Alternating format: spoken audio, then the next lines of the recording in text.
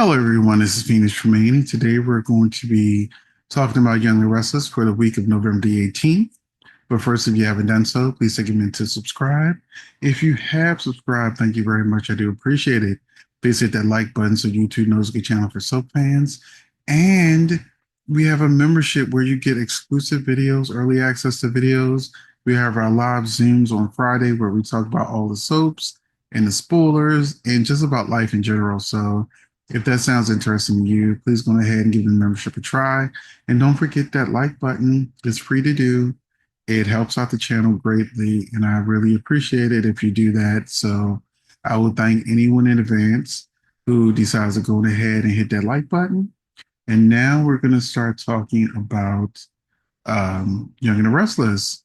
So I've seen the Young and the Restless episode in advance, so I'll give you a little extra insight on these spoilers and what they actually mean or trying to say. Uh, Monday, Jack and Diane's lies are exposed. Now, that is really misleading because Jack and Diane lies aren't exposed. They literally tell Kyle their plan and you know how they tried to save him from Victor. And Kyle just stood there with a stupid look on his face, still wanting to be mad, but the way Victor told him off and told him, on Friday's episode, he couldn't really defend himself or Victor or any of that. So, he just pretty much, left with Claire after he got be after he was reiterated to them that, you hurt my feelings, you really played with my emotions. And they're like, it's just to save you, Kyle. And I'm with Jack and Diane. And I've been saying for weeks that Jack and Diane were still in love, that they just had an anniversary where they was just like loving each other and everything like that. And it was a great anniversary episode. And then they talked about having to get down and dirty like Victor. And Diane was like, yeah, I'm willing to do it. And then suddenly they were having these big arguments that didn't make sense in public. So, I've been saying it doesn't make sense that they're probably trying to trick Victor because we saw them literally say they were coming up with a plan. And even though it doesn't look like Claire is in on it, Jack and Claire did have that talk where she said she'd be willing to help. And this whole time, Claire has been, calming Kyle down, even about his mother. So I think Kyle and Summer may get a little closer. As you can see in his preview promo, this is probably about her being upset about Phyllis. But I think when he learns that Claire knew his parents were faking, that it may make him draw closer to Summer. And also, we have Chance, who has been put on reoccurring. He's off contract. So they're not going to put a lot of effort into the relationship between Summer and Chance when she's on contract and he's not. So moving on, Phyllis is in critical condition. We saw this. Picture this how I started off. So Phyllis is still unconscious the rest of the week, and Nick struggles with Sharon's confession. So at the end of the episode, Sharon tells him to call Chance, and then Faith shows up, and she's like, she can't handle it. She's gonna, change her clothes and tell Faith everything. And she's like, and I mean everything. So Sharon leaves Nick to have to tell Faith that Sharon is the reason person behind Heather and Phyllis's accident.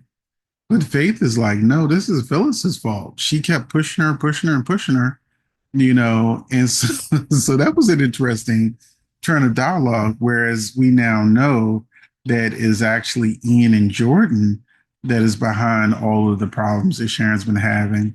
I'm gonna do an early guess now and say Ian has somehow like messed with Sharon's meds to make her be seeing these delusions. While we know Jordan was behind the wheel of the car, and she was probably the drugged or knocked out Sharon. Then they got rid of Heather. So we know it's there behind everything that's going on. We're going to move on to Tuesday. Now, this is going to be interesting. I can't wait to see Tuesday. It says Victor gets the upper hand with Diane. Now, I'm wondering what this means. Will Diane still be able to get Glissade? Because later in the week, there'll be another spoiler that talks about Diane having to make a sacrifice. So I'm not sure what Victor's got going on with that, too. Ian and Jordan target Sharon, and Daniel demands answers from Nick. Wednesday, Daniel wants justice for Phyllis. Sally settles the score. Hopefully with Chelsea, because we've barely seen Chelsea in any kind of thing resembling a storyline after she confessed. And Christine and Michael debate Sharon's innocence. Thursday, Summer is forced to make a tough decision.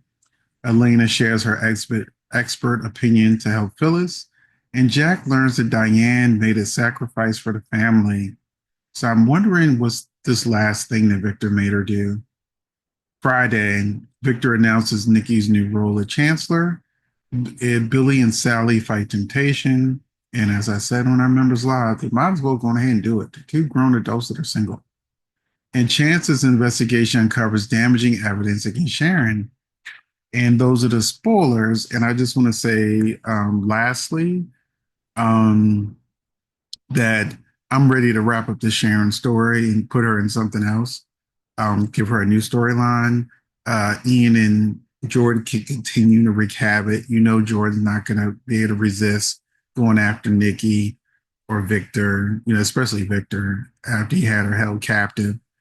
So I'm ready for them to wreak havoc on more people. I'm tired of Sharon being crazy. It's like a rinse and repeat, like we're much and bold and beautiful. She's always upset and talking to Cameron, blah, blah, blah, blah, blah, blah. But I'm going to be doing a video on which soaps had the best sweeps for November. So once November sweeps is over, I'm gonna do this video. And right now, Young and the Restless is knocking out the park.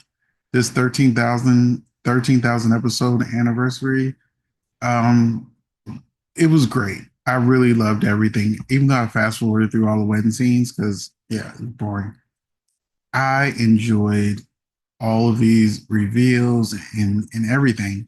So right now, Young and Restless is top tier for me. Um, so with that, I will leave you to the comment section and see you in the next video.